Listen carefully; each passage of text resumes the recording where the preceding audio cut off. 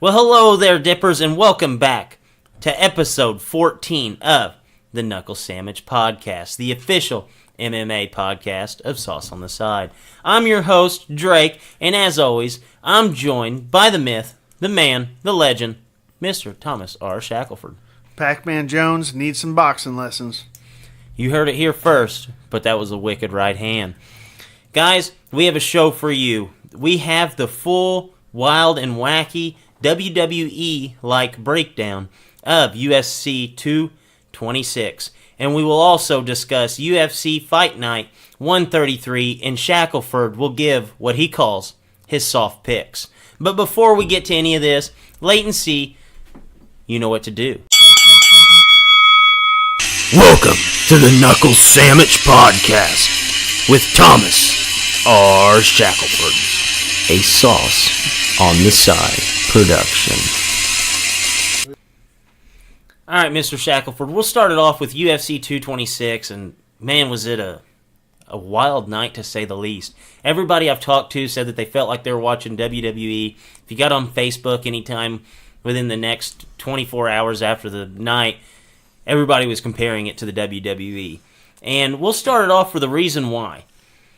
Daniel Cormier actually got a TKO finish on Stipe Miocic in the first round. First, we'll talk about the fight, kind of break it down for us, Mr. Shackelford. This fight, I think I had picked DC by round 2 TKO, but it didn't necessarily go the way I expected. I expected DC to come straight forward, kind of use the pro wrestling mercy hand style that he used with John Jones a lot to set up his big right, and I thought his big right would come off of that lead or that leg kick, because Stipe's kind of had a hard time with leg kicks. So I thought it would be mercy to a right hand, leg kick to a right hand, but I didn't see it going KO from his favorite position, which is that collar tie, which the left-handed collar tie, that goes back to my wrestling days right there. He usually hits an uppercut out of it a lot, but this time to finish it off, he went left-hand collar tie, and he swung that under to an underhook, and he had wrist control on Stipe's opposite hand. And when Stipe backed out, he backed out with no hand, like his hand was down his waist, because that's where DC had it, and he just hit him with a perfect hook, put him out. I thought I said it on the last show, Stipe's a little chinny. I mean, we've seen Alistair knock him down. He's one of those guys, he's like a flash knockdown. Like in every one of his fights, he gets a quick, oh, I'm down, I'm right back up.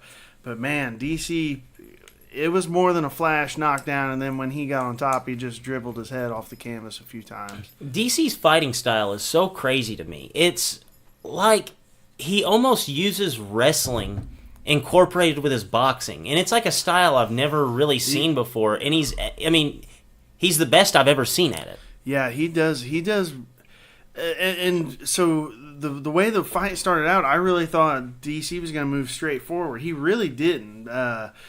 Stipe really was backing him up, and that first 2-3 minutes of the fight, I thought, oh no, like DC came in heavy, he must be hurt or something, because he's not. He was kind of flailing a little bit.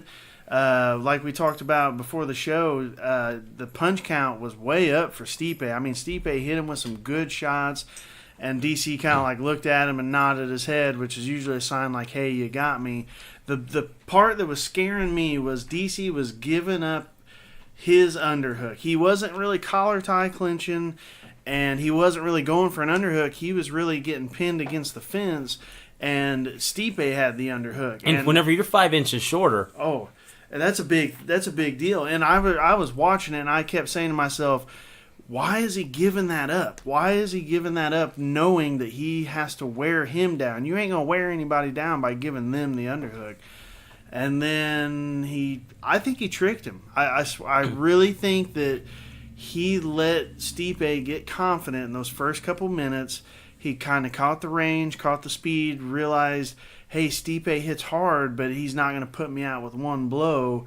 I can get in there. And then he said that at the press conference, that's what he did. Now, it's hard for me to think that his game plan was like to get pushed around a little bit and then come on. It might have been, but he did an interview with Bisping and those guys a couple days before, and they asked him, well, how do you think you can win?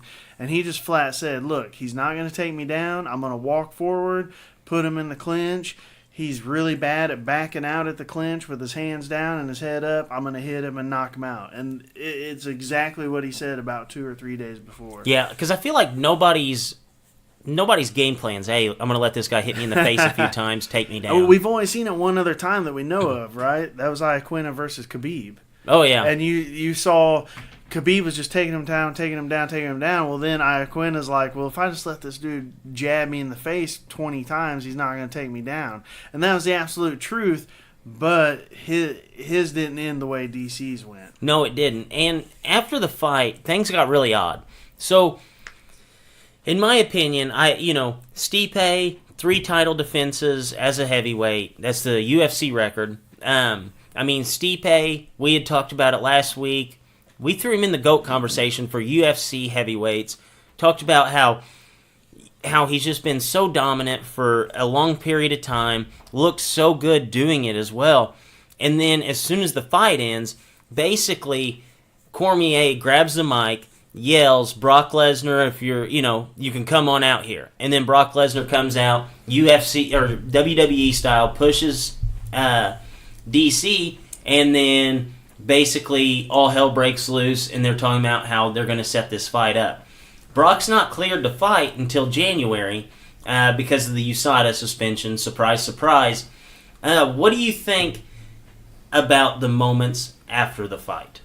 Well, before we get on the Brock and DC, it bums me out about Stipe, because you're right. He's as far as UFC heavyweights go in the history, he has to go down on paper as the best one.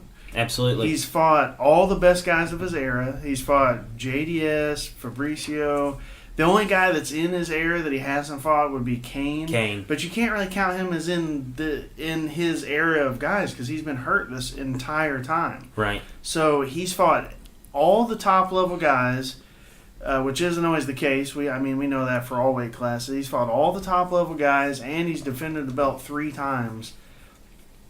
And I think in 2 of those 3, he was the dog. And he was. Yeah, so this one I think he was favored. He was actually favored, which was, kind of a bummer. Should have been a red flag. Yeah, super bummer for him. Super nice guy.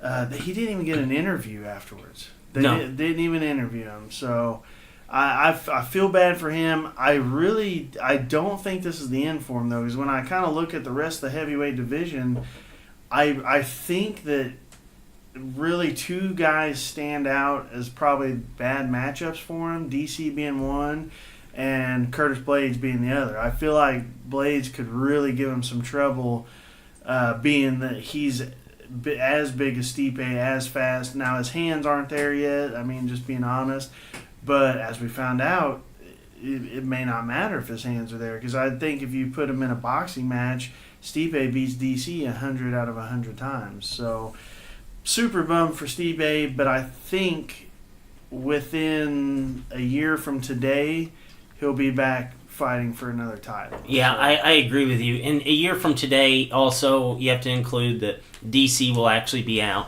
Mm-hmm. I would like for this to be a rematch. I think that what needs to happen would be an immediate rematch, because anytime a guy holds the belt for that long, it seems like the UFC always comes back and says, okay, you did a lot for us, we'll do a little something for you, we'll jump you right into an immediate rematch. But now the UFC's kind of just throwing that out the window, saying, hey, next man up. And the next man happens to be a guy who's 5-3 in his in the UFC. He has 1 that got overturned because of the USADA suspension. And then I think he's 1-2 in his last 3 fights that have actually counted. 2 of them were first-round knockouts. And that's Brock Lesnar. And it's a definite bummer in my eyes, because you have a guy who is 8-1. You have Curtis Blades, who has basically fought his way through the ranks, and he's sitting there in a title position to where, hey, this guy, who else does he have to beat? Maybe Derek Lewis. We'll get to that in a minute. But he should be the next man up. They come out and they throw Brock Lesnar. Are you okay with that? I don't think that's the right question. I don't think, is that okay? Is that the right thing? That's just not the question. I think the question would be, what is on the horizon in heavyweight? So Stipe's getting ready to have a kid. He said he's going to be out for a little bit. So that kind of takes the rematch out. Plus, DC put that timeline, March 20th, he's done. The timeline's probably not going to match up for Stipe to get another shot. DC also said he wanted to defend the 205 title next. So that kind of pops him out. Now, as far as Blades goes, DC flat said in his post in the presser, Blades isn't a guy who wants to fight. He named him. He flat said, he said, look, I'm looking for big money fights. I got 2 fights left by March 20th. I'm only looking for guys that are going to make me a lot of money. DC deserves that. Well, he does, and he said it really respectfully. He didn't say, "Oh, I could beat Blades easy." It wasn't anything like that. He just said, I don't want to fight these young and up and coming guys like Curtis Blades. I mean, Blades is a horrible matchup for him. He's big, he's strong, he can wrestle. Now he knows he's going to stay out of a collar tie. I guarantee Curtis Blades knows how to get out of a collar tie. Now that kind of leads us to Brock. To me, really, Blades and Brock would be the only 2 up. I think I'm not against it. If you look at Brock, he's a guy that can come in at any time, and they're going to put him in any fight he wants because he sells. You really got 2 different guys here. You got DC, who's fought everybody they've put in front of him, no matter what. Jones twice, whoever it is he's fought. Then you got a guy who is the highest selling pay-per-view guy. So he kind of earned the right just through his pay-per-view sales. Now, 15 years ago, that wouldn't have got you anything if you can't fight, I think it's a terrible matchup for DC, honest to God. Because, again, like Blades, he's big, he knows how to wrestle, he's not going to get caught in a collar tie, and he'll probably weigh 100 pounds more.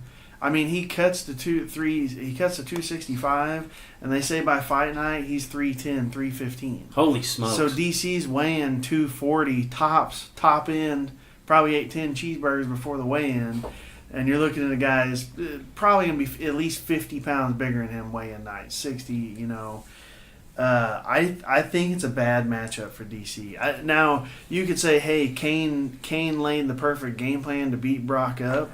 Just kind of do a little bull work, stick and move type thing. But Brock, he just I don't know if people remember that fight. He just came blitzing out, tried throwing some flying knees, got punched in the face early, and then Kane just demolished him. I don't know that DC's got what Kane has to really do that. Man, it's a fight I'll watch. I'll be interested. I kind of see it going like the Brock Lesnar Randy Couture fight went. I mean, Randy, he Toriana'd the bull as much as he could, but eventually it caught up to him. So to forget, to look past all the hype around Lesnar, the dude can fight. Yes, he can. He beat up Mir twice. He beat up Heath Herring. He beat up Couture. He came in after like 5 years and beat up Mark Hunt, like made him look pretty amateurish. The dude can fight. There's no way around that. And with that size and power, he's a scary man. Yes, he is. And whenever he came in and pushed DC, I know it was just like one of those things that just kind of happens. But whenever he pushed him, like he flew across the cage. DC mentioned that too. And like Brock is so much bigger than DC. And whenever they were just standing there side by side, they don't even look like guys that should be even able to fight each other. No, yeah. DC mentioned that. He said, "Look, when Brock came in, because he said he didn't mean to call Brock. I guess Brock got a hold of Dana like a day or two before, said, 'Hey, I'm gonna come to the show.'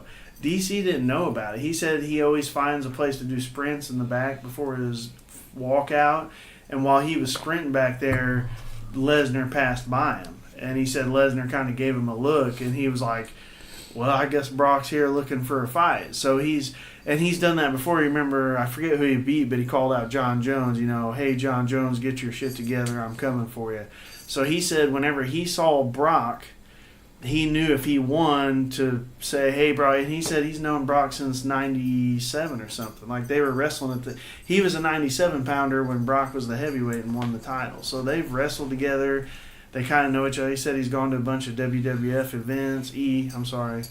And Brock's always been cool with him. And he's like, he's taking pictures with my kids. He said when he got up in there and he pushed me, he's like, it threw me off guard because I didn't know it was going to happen. He said, well, then when I stepped and pushed him, he didn't even budge. And I thought in my head, oh, shit, I should have pushed him harder to, now he just thinks I'm a big pussy, basically. Right. Well, that might be the way to catch him off guard, though. So maybe, and he's going to need some tricks to beat a guy like that. Yeah, no, I agree. I think that fight, I'll watch it for sure. I think it'll be an interesting fight, just to see if a man, DC's stature, not very tall, not a super lean guy, just kind of, bumbly little dude, and see if he can actually pick up that win. He's got to, before we move on, he's got to beat the USADA test. I mean, he got an exemption last time. There was some loophole they found. He got an exemption, fought, and then pissed hot. He got suspended. Well,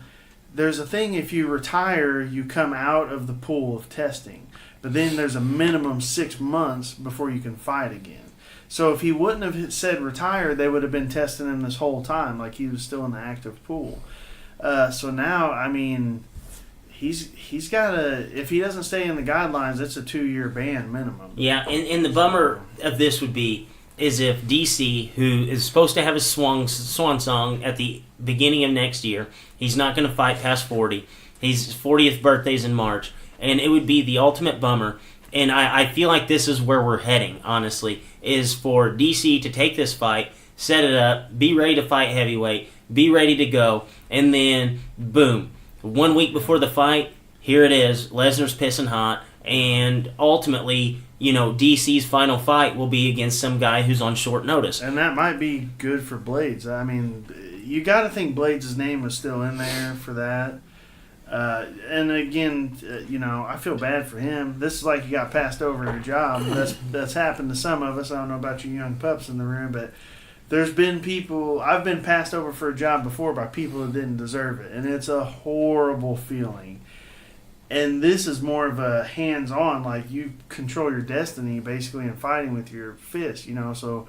Man, I don't blame Blades for being pissed. He was kind of going off on Twitter a little bit, and I don't blame him one bit. And even last week on the show, we talked about how Brock Lesnar's irrelevant, and we all thought that. We did. I mean, I think I had an inkling that he was going to go. I heard on a couple of the different shows that I listened to a bunch that, hey, we heard Brock was going to go, but that's still DC didn't even know it until he was about to walk out for his damn fight. So yeah, that's crazy. So we'll stick with the heavyweight, and the co-main event here was Derek Lewis beating Francis Ngannou in one of the worst fights in UFC history. It came out after the fight that it was the second fewest amount of punches landed in a 3-round fight in UFC history.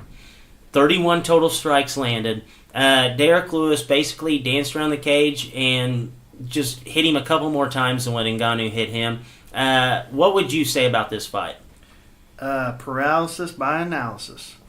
I mean, I didn't even watch it. I watched like 3 minutes in, and then I stepped away, watched about another 2 minutes, stepped away, and that was it. Because it was bad. I mean, it was bad. I think what happened was Ngannou got beat up last time, was nervous as shit.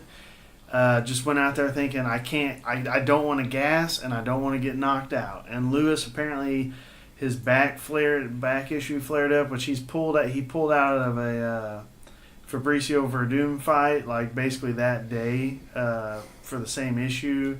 And I think he had a long layoff for the issue. He said it was hurting, and he couldn't push.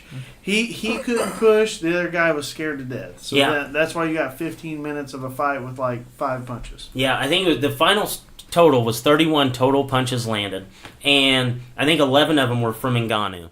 So Derek obviously was pushing the pace more so than Ngannou. Yeah. And I was watching the fight, and after the first round, Derek's corner said, "Hey man, we don't care about the back. We got to get out there and win this fight. Yeah. We know that you won round one because Ngannou threw probably 3 punches, and that's no exaggeration. And Derek Lewis's corner's like, hey man, throw the back out the window. We're not worried about that. We have to win this fight." Yeah. And it makes me feel bad for Derek Lewis, honestly, because whenever these guys come out there and lay an egg, usually I'm like, this is all controlled by them. They determine how exciting the fight is. Whether or not they win or lose, they determine whether or not they put on a good show. And Derek Lewis, every single fight I've ever watched from him has been an exciting fight. It's been a great fight. Even if he's gassed, he's out there still throwing bombs. But this man was legitimately hurt, and he didn't take himself out of the fight. He could have easily backed out of this fight. He still goes in there. He still picks up a win, whether you call it a bad win or not. You have to respect that he, like so few others, actually went out there and fought hurt and still did the best that they could. I mean, he was still throwing kicks. He was still throwing punches. It wasn't as much as we're used to seeing from Derek Lewis, but he's still able to pick up the win. Where do you see Derek Lewis's career going next? I would assume that he would jump up to the number 3 spot behind Blades and Stipe, with obviously Cormier holding the title. Do you think that we're possibly in line for a Blades-Derek Lewis fight? Or do you think that we're more looking for like a Blades-Stipe fight? Because I feel like those are the only 2 fights that make sense. Yeah, he won. A bad win is worse than a good loss in the end. On paper, a bad win is better for your career than oh hell, you looked really good, but you still lost on paper. He didn't hold anything back at his press conference. He said, "Hey, that fight sucked. I'm sorry." And he's always like that. If he has a bad fight, he'll let you know. And they said, "Well, who are you going to call out next?" He said, "I'm not calling anybody out. I fought like shit. I don't deserve anybody." So I don't know if they would put Blades against him. In my head, I'm wondering if we don't get if JDS really looks good this weekend and really puts it on this Blagoy dude. In my head, I'm thinking Blades versus JDS, and then maybe they give Stipe Lewis, because I just in my head, my gut feeling, I feel like that's where they're gonna go with that. They could do a Lewis Blades though. I don't like that fight.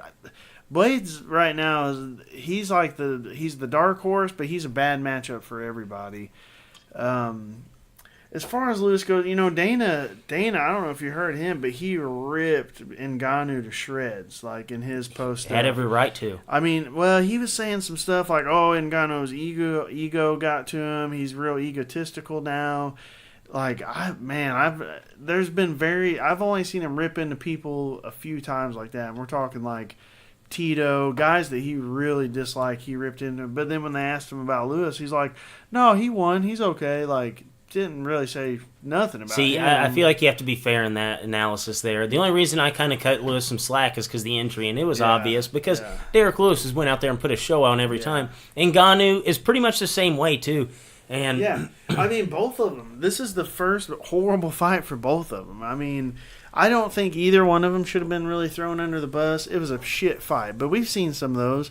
Koscheck, Diego Sanchez, this same thing happened. And then it came out that Diego had like horrible staph infection and he couldn't go forward. And Koscheck was basically Ngannou, who didn't do anything either, but he ended up winning the fight. Right. Frank Mir had a real ugly one with Crocop before. I mean, these happen. These happen sometimes. Sometimes, like I said, paralysis by analysis. I think it got into Ngannou's head. He's standing in front of 20,000 people and he just froze. Yeah. So, They'll both be back. Though I don't think a shitty fight of all the fights on this card you thought was going to be shit. No one on earth thought that one was going to be shit. So, no, we thought that was going to be the over only the first snoozer round of the whole show, really. Yeah. So kind of a surprising win here. Old Platinum Perry picked up a split decision win against Paul Felder. What'd you think about that fight? It was a very good fight. The first round went exactly like I thought. Felder was bouncing, moving, not really taking a ton of damage. They did have a clash of heads within like 10 seconds, and both of them were bleeding, so it looked worse than what it was. But at some point, Felder went for I don't know if it was a low kick to a spinning back fist, but the technique ended in a spinning back fist, and he hit Perry's head probably mid forearm area, and I haven't seen an official word or anything like that he broke his arm, but he stopped throwing his right hand, and so he was basically just fighting with a jab and kicks, and he did pretty well, but Perry was just a little ahead of him every time. And picked up. I think it was a split. It was a unanimous in my eyes. Like Perry picked them all up. Felder looked. I think we probably would have picked up that win on our picks had Felder not hurt his arm, because he was really. I mean, it was neck to neck the whole time. Perry surprised me, and I was wrong. I had read an article where he went to American Top Team. He actually went to Albuquerque. He's trained with Greg Jackson. Oh, wow. So when I heard that in my head, I thought, I wish I would have picked Perry, but I didn't find out until I was watching the fights. Great move he looked good. He looked like the Mike Perry that can throw bombs and is exciting, but he was doing it in such a. It was a really good mashup. I mean, that's the best we've seen him. And yeah, Felder bumped up a weight class and they both kind of took a late notice. But Felder was taller than him. If you looked at him, you thought Felder was the one who was the 70-pounder. So it wasn't a size thing. Perry just looked damn good. And the dude's grown on me a lot. He's honestly one of my favorite dudes. Just his pre-fight interviews, his post-fight interviews, in his fights, he has grown on me so much. He's a treat. I think one of our articles I put out, I bashed him. I bashed him hard. Bad. I mean, I may have to retract that article at some point. Yeah, no. Mike Perry's definitely earned people's respect in the UFC, and he's quickly earned ours, especially after this Felder win. Another fight that surprised us, Khalil Roundtree picked up the first round knockout of Gokhan Saki. Saki definitely didn't look like the all-time kickboxer that we thought he was. What went wrong for Saki in that fight? I don't know. I don't know what's going on with him. Yeah. The dude's had like 100 of the high-level kickboxing fights, K1 World Grand Prix champ, which is like an Olympic gold medal. Like, it doesn't get higher than that, and he gets knocked out by a dude that's had like 4 losses in the UFC. Yeah. Roundtree's a big dude, bodied up, jacked, and Saki, he's one of those, and this happens a lot in kickboxing. Like, most of those kickboxers aren't bodied up. Like, they're just relatively, I don't want to say they're soft, but they're not shredded to the bone like huge muscles. So that doesn't really throw me off about him. But dude, I don't know how if you are one of the best kickboxers ever to come over to MMA and you lose to a guy that's he's a C-level UFC fighter. Now, he's probably an A-level everywhere else, like in all the other programs, but he's C-level. Man, and that was another one. Dana afterwards, they were like, well, what do you think about Saki? And he's like, man, we thought he was going to be, because they signed him 0-0. They signed him 0-0, and now he's 1-2 in the UFC. Dana did say they're going to give him another fight. I mean, he's there. He's exciting. He stood there in the middle with a dude that looked 30 pounds heavier than him, straight muscle, and just threw hands until he fell down. Yeah, no, I agree. He definitely has the makeup to have exciting fights. Obviously, you talked about his great kickboxing background, but it was just basically, this fight was a one-punch deal. It just, the perfect punch landed, and unfortunately, Saki was on the knocked out into that. Maybe he's so used to big gloves. That's the only thing I can think is, he maybe in kickboxing, when he's using those 12, 14-ounce gloves, he can block a shot better and he can take a shot better. I don't know. But these he needs to start training with some 4-ounce gloves, because this is the second time he's got his brain smashed by dudes that ain't going to be world champions. No. Blew my mind. This is the second super high-level kickboxer that's got the shit beat out of him on the feet in like the last 4 shows. Yeah, and that's definitely a bummer because they're trying to bring these guys over to create more exciting fights for the UFC, and ultimately it's just not working out. No, they're getting mushed. So one guy here that you were very, very big on, me not so much, and that's Paulo Costa. Picks up a second-round TKO against Uriah Hall. I said last week that the only way I would respect this win of Costa and say that he is a legitimate UFC possible star in the future was if Uriah Hall comes out, looks like vintage Uriah Hall, looks great, and then ultimately Costa finds a way to win. Well, it went exactly the way that I said that it needed to for Costa. Take us through that fight, and what did you see from Costa that really impressed you? You basically wrote you wrote the storyline of the fight a week ago. I mean, it went down exactly like that. As far as the biggest thing I took away from Costa is I already thought the skills were there. I thought the physicality was there, but you never know a guy until you see him kind of get down, like it gets a little behind. And Hall, it was back and forth to a point. It was back and forth, and then Hall started hitting a jab. And, dude, his jab, he looked like Muhammad Ali out there hitting that jab. Costa had no answer for it. He was just eating it, and it was hurting him.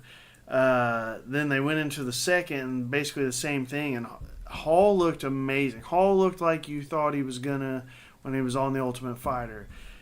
He was taking shots. He was giving more than he was taking. And then at some point, he actually dropped Costa. Costa was coming in flailing. He hit him, dropped him. And then when Costa stood back to his feet, he was just a Terminator. I mean, he was just... It almost looked like old school Vanderlei hooks. And he hit those hooks until Hall fell. I mean, that was my favorite fight on the card. I know you said you didn't catch it. It was absolutely my favorite fight on the card. And to me, it doesn't hurt either one of their careers. Because Hall, like we said, he's missed weight. And actually, it was Lyoto. I think this helped both of the guys. Yes. I made a little category of like whose careers are hurt. Costa's obviously going to move up from the win, but Hall just fought this kid that's supposed to be an axe murderer, the next Vanderlei killer, and he was whipping him most of the time and just kind of got stung, and then that kid was just all over him. Hall definitely needed a fight like that to kind of get himself back right again. You know, he was supposed to fight Vitor and St. Louis, and then he ended up having seizures and got real bad off from a weight cut. I think he missed weight before. I think he dropped out of an Anderson fight. Like, he needed this bad, and he didn't get the win, but he's still okay, man. It was an amazing fight. If there was one fight I'd say, hey, you need to watch this fight on this card, it would be Hall Costa. Yeah, and from the sounds of it, I would definitely have to agree. And, you know, rarely do you see two guys benefit from a fight, and I think this is one of those really rare times because, like you said, Uriah Hall needed this more than anything, to just come out and just look like his old self. So another fight, we definitely didn't get the win here, but Drakkar Klose picked up a decision against your boy, the circus star, Lando Venata. What did you think about this fight? And do you think that Drakkar Klose is somebody that we can look at as, like, you know, a legitimate fighter in the UFC at this point?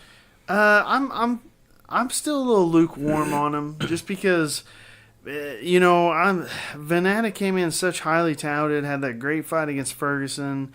He's had a really good win. He's had a really good draw. There was a point in this fight where you knew Venata had no answers for Klose. But Klose didn't try and finish it out, and he really didn't step on the gas pedal. And Venata basically, it's like they figured him out. If you don't give him space, he doesn't like it. He apparently was a collegiate wrestler, which his wrestling to stay up off the ground is really well, but he doesn't use it in any way to take him. It's almost like when people figured out Liddell. Hey, he's never going to shoot you, take you down. He's got the left hook to a right hand. You figure that out, you're going to beat him. That's kind of how Venata is. He's got about 3 or 4 techniques, and once close, timed him, didn't get rocked by him. It was just over. I mean, he could have stepped on the gas pedal at any time after probably midway through the first and put Venato away. So you're telling me that the GOAT couldn't shoot a takedown? The GOAT, if you could find a fight, I can tell you exactly when the GOAT stopped shooting takedowns. So you're saying he is by far the best striker of all time, without question, to be considered the GOAT without being able to shoot a takedown? No. Then it makes no sense. If you can find him shooting a takedown after the Vitor Belfort fight, I'll give you $1. Now, when Chuck... The producer has some homework. When Chuck started going downhill was when people figured out that A, he doesn't check leg kicks, and B, he stopped kicking. All he would use was that check little left hook to his big right hand. When he fell on that, that's when you started seeing those losses. That's when Jardine beat him. That's when Rashad beat him. Franklin ended up beating him. And actually, the Rashad fight, he didn't do that. The first round, he was fucking Rashad up. But he was using high kicks, low kicks. He looked like Chuck that fought Babalu, Chuck that fought Vitor, Chuck that beat up Tito, all those guys. But then second round, what happened? He planted his feet, did his check left to the right, and Rashad ended up catching him. So, look, man, you were in diapers when he was fighting. I remember. So what he's saying is, what happened was he pretty much like Jordan going to the Wizards wasn't the GOAT anymore at that time. Yes. Okay. But at one point he was the GOAT. But in his prime, he had were- to be the best striker by a large margin in UFC history to be the GOAT and not to shoot a takedown. I think the way you're looking at history wrong in fighting. History is not like baseball where you could be like, hey, Pujols from these years to these years had the best swing of all time. There was about 4 or 5 years where nobody was going to knock Chuck out because he had an iron chin, couldn't be taken down, and GOAT. he was just billy clubbing people.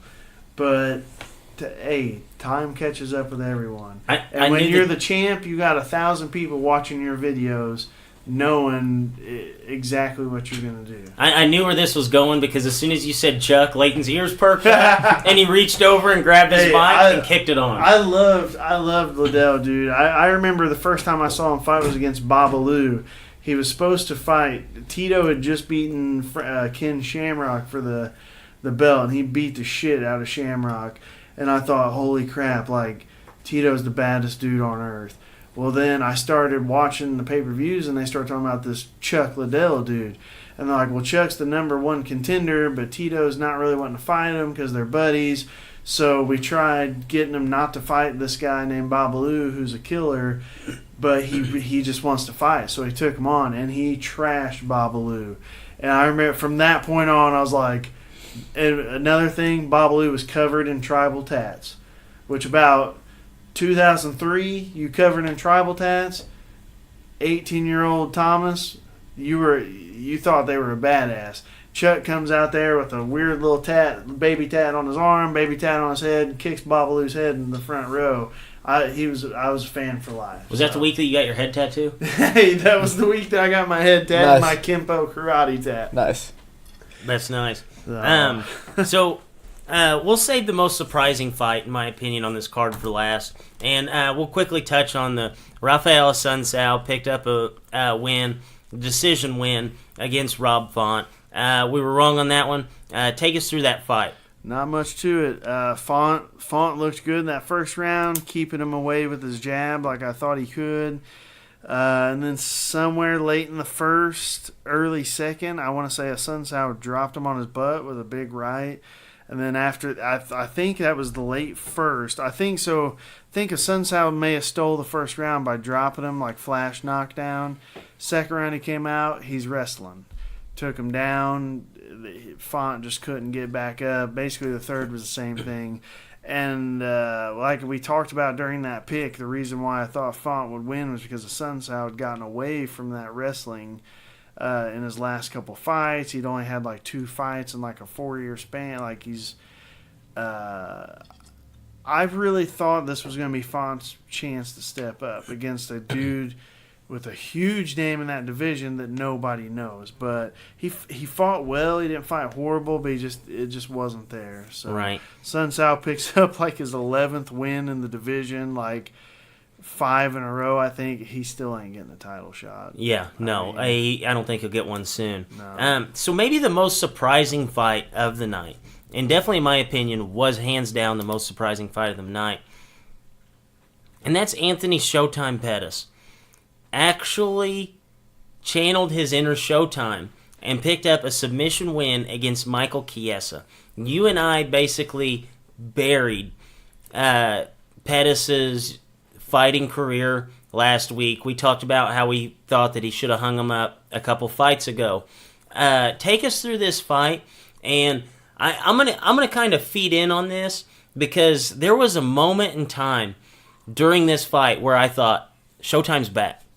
Showtime is back, and I don't know if you had the same feelings as I did. What did you see in that fight? It went so. We got to start off. Chiesa missed weight by 2.5 pounds, and he looked drained when he got up there.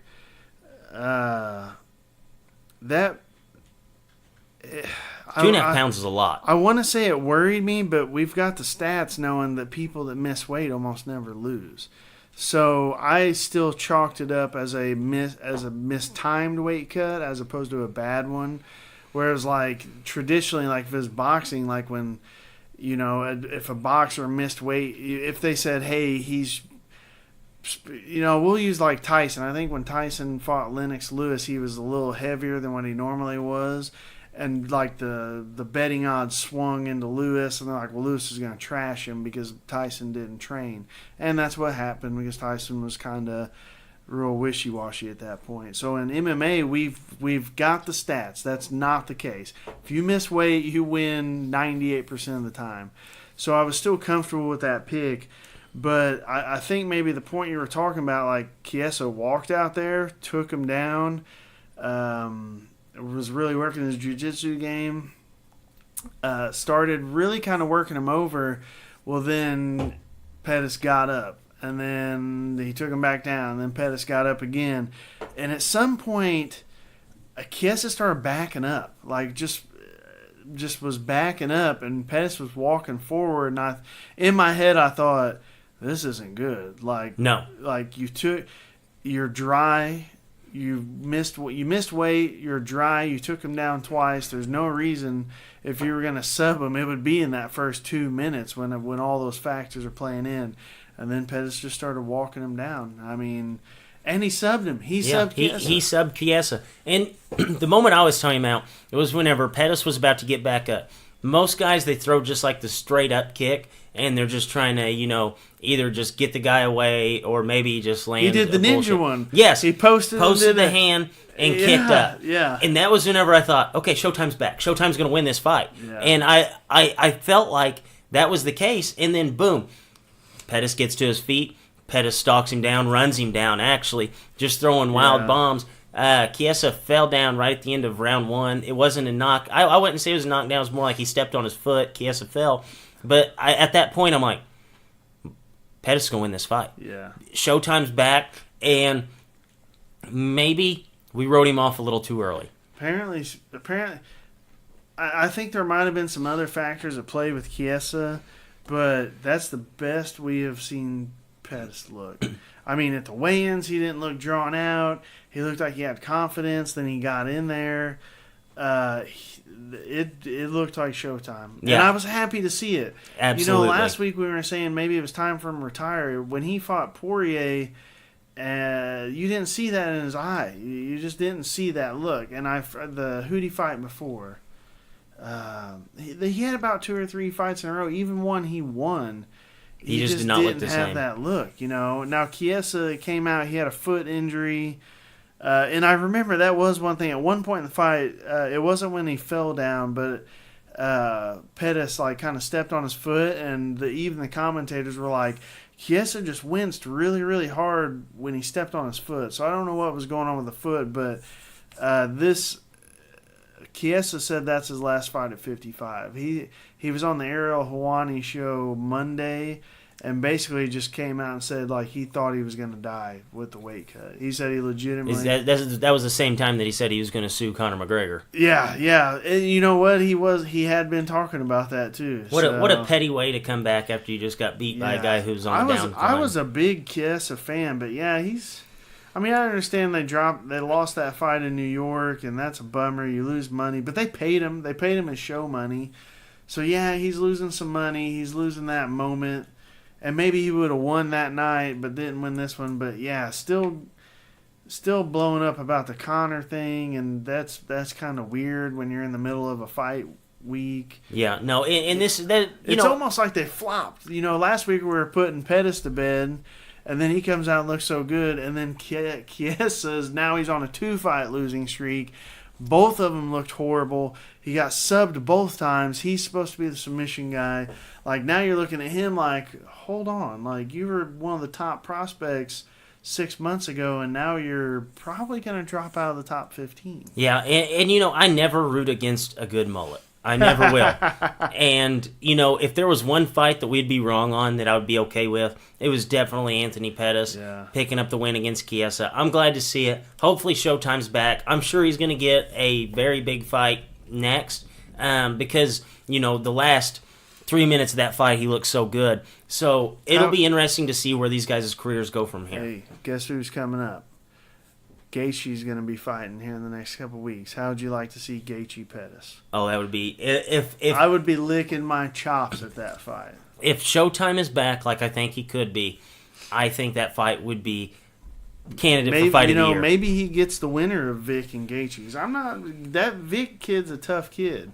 So maybe Pettis gets winner of Gaethje Vic. Either one of those I love, but I would love to see Gaethje Pettis. That would be awesome to see. And hopefully Showtime is back, like we said, so that would create one of the most exciting fights on the year. Oh, yeah. So we'll fast forward now to this week's fight night. UFC Fight Night 133. This fight card is actually loaded down, and I am excited for this fight card. You have some big names. You have some guys who've been fighting for the title recently, and you have some up-and-comers. And we'll start off first with Junior Dos Santos. He's opening as the minus 180 favorite over Blagoy Ivanov. I don't know much about Ivanov. I know he can throw the bombs, but who do you have in this fight? Now, again, these are what I'm going to call soft picks. Yeah. Because these... JDS is coming off that USADA ban, too. JDS is coming off a very long USADA layoff, and his was for, like, diuretics or something. It's one of those ones that are one of the kind of shady ones that USADA's come up with. Now, the only reason you'd be doing diuretics as a heavyweight is maybe to flush your system of some other stuff. Oh, yeah. But masking agent. Yeah, it's a weird one. So... But his last fight before that, I think, was a KO loss to Stipe. So this Blagoy dude, he's a tank engine. I don't know how tall he is. He doesn't look much taller than 6 foot. But basically, he's a slugger. He's a slugger. He's got some throws. He might try and bop you on your head if you get a chance. But this is going to be 2 dudes coming in the middle and swinging until somebody goes down. I will say Ivanov is a World Series of Fighting champ for a few fights. I watched a video earlier. He actually beat Fedor in a combat sambo match, which I don't think Fedor had lost in a long, long time. Combat sambo is basically MMA with a gi top on, so a little different rule set. But what was the odds again? You looked them up earlier. JDS is minus 185, and Ivanov is plus 160. So he's a pretty good-sized dog? Decent-sized dog, yeah. $100 wins you 160. I'm still going to go JDS. I'm going to think JDS gets him. But it just depends... If he comes out trying to throw hand for hand with this Blagoy dude, it's 50-50. But I gotta think JDS is probably gonna stick and move a little bit better and come out with the win. Yeah, that fight. That's will be, one that I lick my chops at the dog. I'm like, wait a second, nobody knows this dude. He's a champ in another good sized organization. He's got some legit skills. I think this is where the UFC is trying to get a little turnover in the heavyweight division. It very well could be, because that's a really questionable fight. I mean, the dude's 16-1. This dude's 16-1. Nobody knows his name. Actually, his only loss to Alexander Volkov, who's ranked like 7 in the UFC right now. That's an impressive loss. Man, that's a tough pick. We'll come back to that one. Okay, we'll come back to that. So another fight, Dennis Bermudez opens as a minus 245 favorite to Rick Glenn. Where do you see this fight going? That's another tough one. You got to think Bermudez is probably the favorite in this one. He's been up and coming for a while. Looks like Rick Glenn's 20-5. His last loss was to Miles Jury, and Miles Jury put it on him pretty good. I'm gonna go Bermudez in this because he's still right in there. He's got that name. If he strings a couple victories, he's right in there for the championship. So we'll do Bermudez with the decision. So this is a fight that I cannot believe that the UFC signed. You have Sage Northcutt, who you rewind 3 years ago, this guy was supposed to be the man by this point in his career. He's done nothing but absolutely fall short of that. He opens as a minus 130 favorite to Zach Otto, who is a plus 110 dog. If you guys don't know anything about Otto, Shackelford's going to fill you in. The guy can throw bombs. Just look at his last few fights. Do you like this matchup at all for Sage Northcutt? No. When I saw it, I was a little surprised that they gave Otto, because he's a dude, not many people know his name, a little bit of a veteran, and he's kind of 50-50 in the UFC right now, but he just smashed Mike Pyle a couple months ago. Dude's got a huge right hand. We know that Northcutt's not the biggest fan of getting hit. You can look at him and tell that. Now, the thing that makes me think, hey, we might have an issue here is Northcutt's been doing a little bit more wrestling. He's been training with Alpha Male. He's been hitting takedowns, and his takedowns look pretty well. He looks so Alpha Male. Yeah, that's a perfect camp for him. Yes, it is. It really is. If anything, Uriah can chill him out a little. I feel like he's so high-strung, though, like maybe those little Alpha Male dudes can get him chill. Just get him a little more on the bro chill side as part of the like uppity bro side.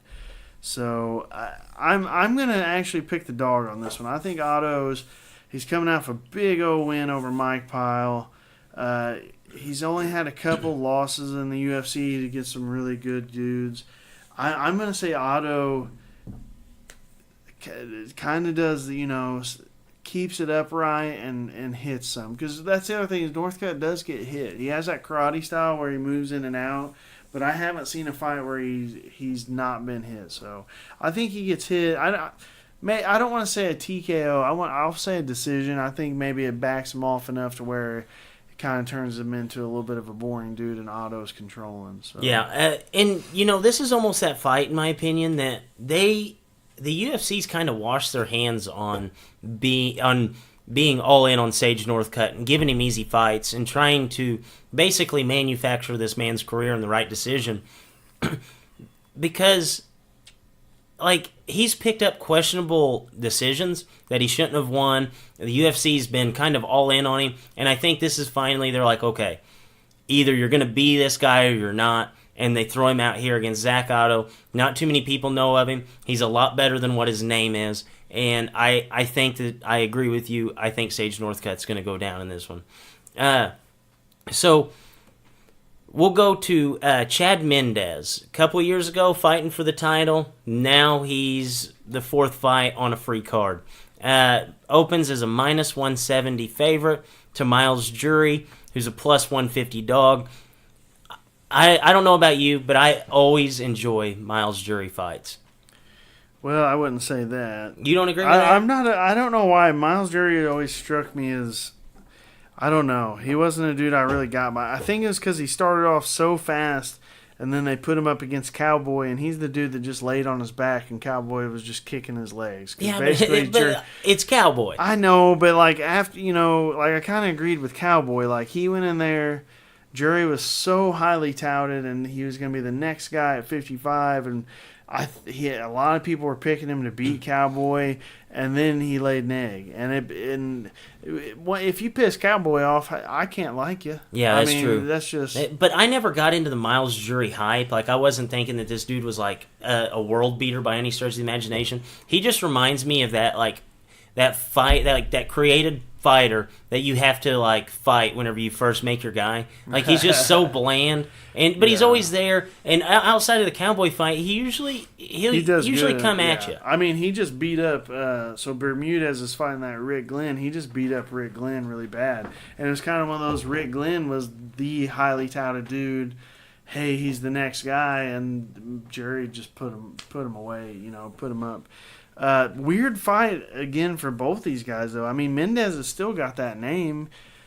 He's been out on a 2-year USADA PED suspension, so we're getting a guy coming off. This is the USADA card. Yeah, it really is. I mean, that's kind of crazy. I didn't really notice that before. You got a guy that's coming off a 2-year layoff. We don't know what we're gonna get, and we just saw Miles Jury look better than he ever has. Unfortunately, I do love Chad Money Mendez, and there's not many guys that can beat him. But I think Miles Jury is gonna use his length and his kind of fight IQ, stay out of trouble, and pick up a decision here. Yeah, I think I agree with you there. I definitely like Jury in this fight. So we have a female fight. Kat Zagano opens as actually the dog in this fight to Marion Renau. She opens as a -115, so it's almost a pick'em fight. Kat definitely has the name. Where do you see this fight going? I love Kat. I picked Kat. I always pick Kat. She's one of those girls that I love her fight style so much and her attitude and everything, but she's let me down too many times. We're going to go Renau by decision. She's coming off a fight. She just beat Sarah McMahon. I'm sorry, Kat. Yeah. No, I know you love Kat. I like Kat too. She's like one of the founding fathers, in my opinion, of the female fighting. She in really the UFC. is, and I feel like maybe she got the time when she fought Ronda came at a tough time in her life. She was having her husband's abrupt death and just weird stuff. Just when she got that title fight, it came at a weird time. Another thing, she's been really outspoken on females losing weight for fights. Like it really messed with her hormones and she's had concussion problems and all this stuff. Which all this I found out she was on the Joe Rogan Experience after the last time I picked her. Had I known all the concussion and all that stuff before, I wouldn't have picked her for the last one either. So I love her, but until she wins a fight, you can't just. I tell you all the time, guys, don't pick off your heart. Just because you see a guy, oh, I love that dude, he's a badass. That may not be the case, Yeah. And in this is not the case. Gonna go over now by decision. I don't even like the words leaving my mouth. So we have another fight. This one actually is kind of the dark horse fight, in my opinion. Yours being the same, because we had spoke about it before. It's kind of early on in the fight card, and that's Nico Price actually opens as a dog, +114 to Randy Brown at -130.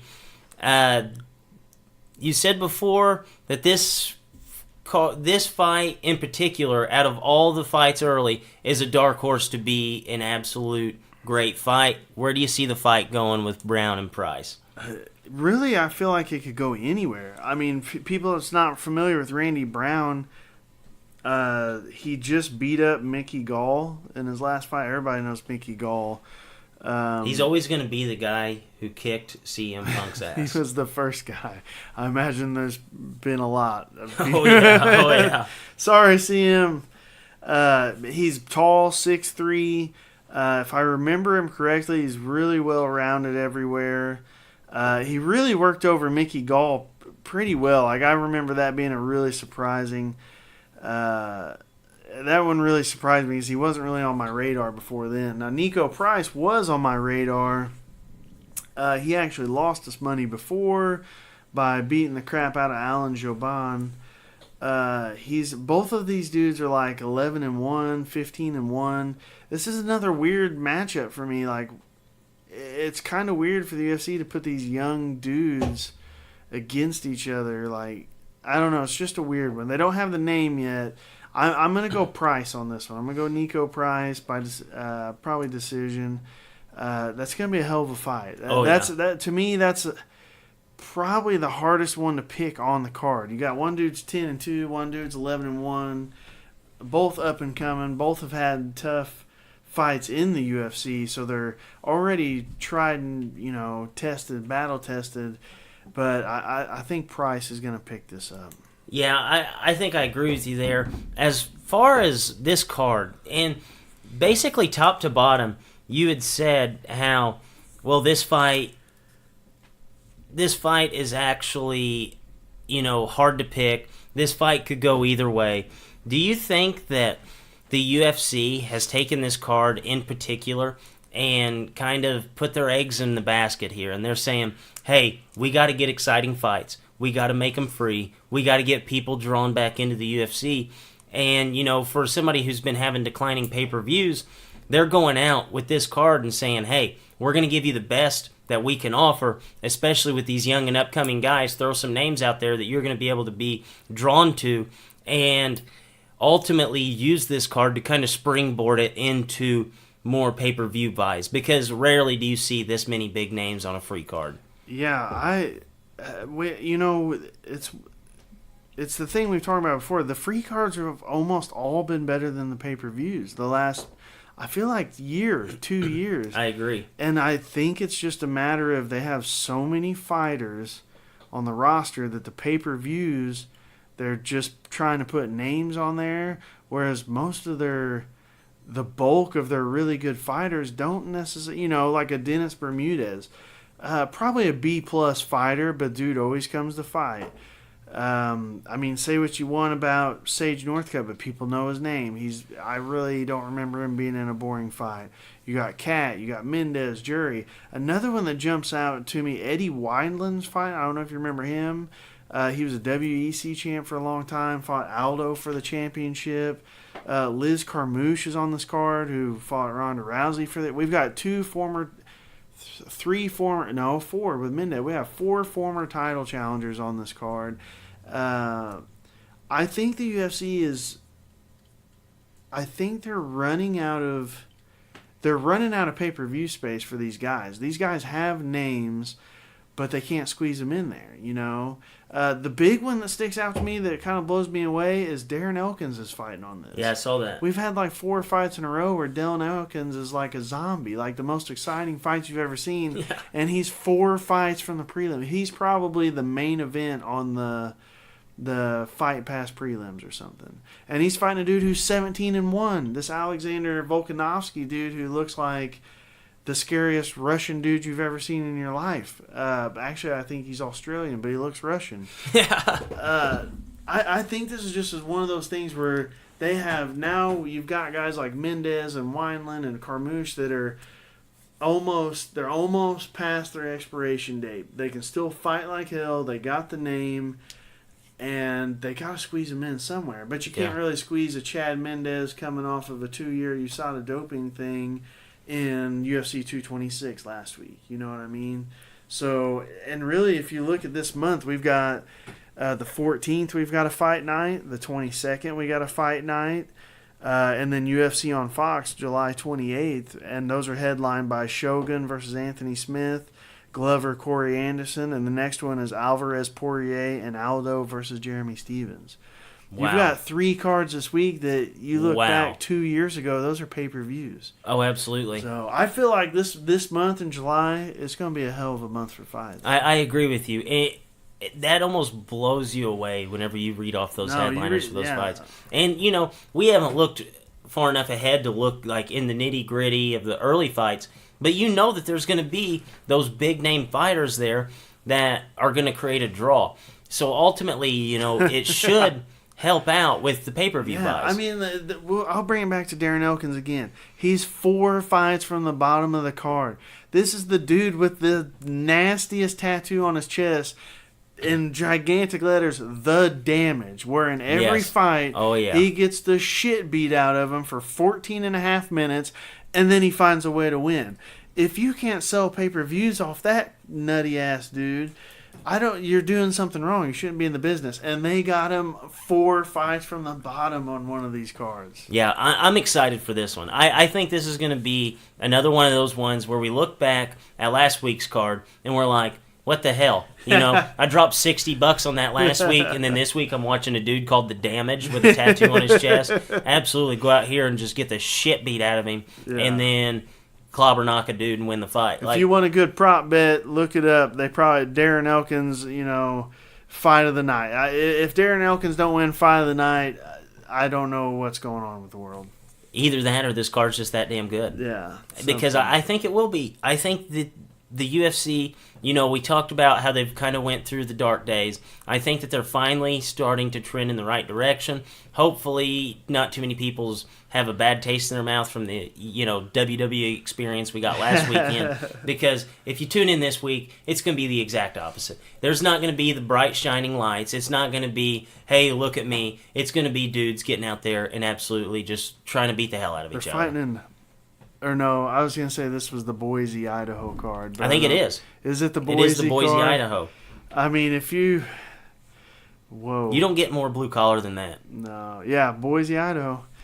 Yeah, baby. Idaho's about to get a show. They ain't had a show in ever. Idaho's never had a show. Boise hasn't had a show since Boise State was good at football. And that was some time ago. Anything else before we wrap this bad boy up, Mr. Shackelford? Well, you're not going to talk about the first woman to be in the UFC Hall of Fame? Oh. I mean, that was an expected event. That was expected. And are you kind of surprised that happened so fast?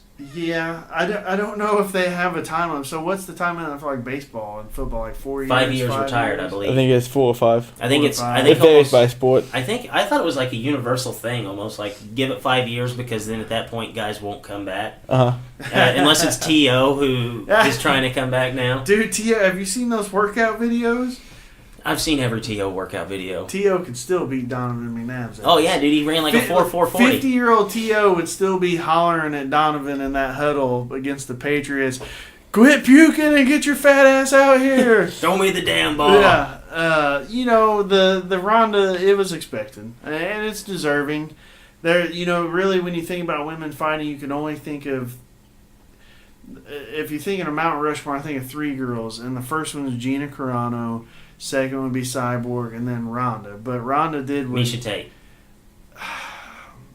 But she's because of Ronda. Exactly. But she's because of Ronda, so she comes after. Yeah. But Gina's really the one. She was the first just drop-dead, gorgeous girl who could fight her ass off and really was like, I think NBC was playing, it was Elite XC or Strike Force, one of them.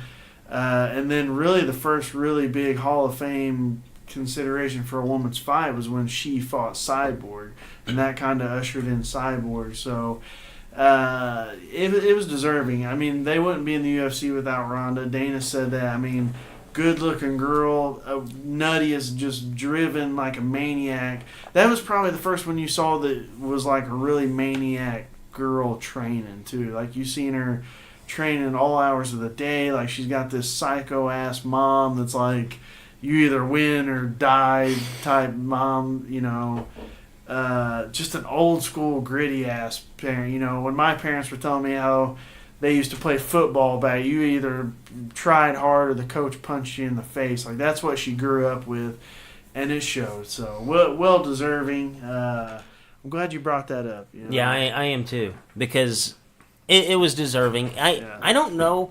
Has there been any active Hall of Famers that have actually fought again in the UFC?